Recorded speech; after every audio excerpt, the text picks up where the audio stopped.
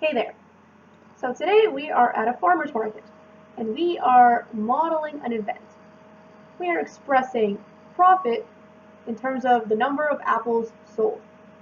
And this is the equation that represents it.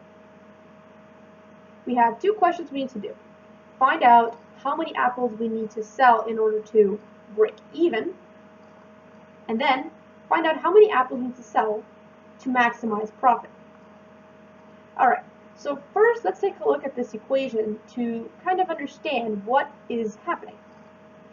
If I'm going to try to draw it, the first thing I can see is that the y-intercept is negative 60. The other thing I can see is that a is negative, which means that the parabola is going to open down, like that. Now, realistically, the parabola could go like that, or could go like that, because both of them are going to make a y-intercept over there. But I'll tell you that the parabola is actually going to look like this, because the number of apples sold can't be negative, so we are going to be working in here. Alright, so let's do the first part. How many apples we need in order to break even? Well, what does it mean to break even? Break even means that there is no profit. And no profit means that y is equal to 0.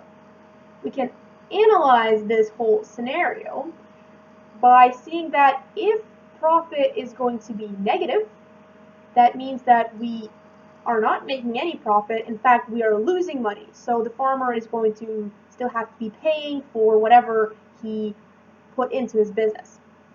When we break even, that means that the profit is 0, so the farmer doesn't get any money, but he's also not losing any.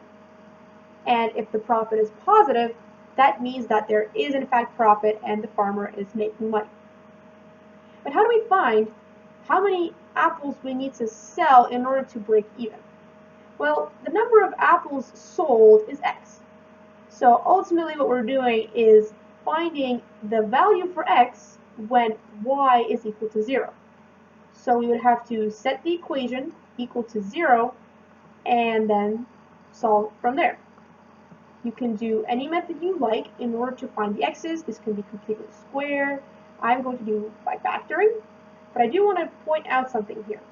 So sometimes you may want to just go ahead and see that, oh, all of these terms are divisible by 6, so I can just get rid of negative 6. If I divide by negative 6 here, and divide by negative 6 there, yep, this gives us a 0 still, and this makes a way easier formula to work with. But I will caution you here. This is not the same as this if we talk about equations. If I have an equation that is like that, it is not the same as this. Not same. Because we just lost the negative 6 factor, and if you try to plot this, you would get an upward opening parabola because of the positive a. So I will actually solve this with a more correct analytical way in terms of the mathematics. Alright, so what I will do is I will factor the formula as it is on its own. So I will not set it to 0 yet. I'll just factor it first. Take out this negative 6, because it's common to all, and we get left over with this.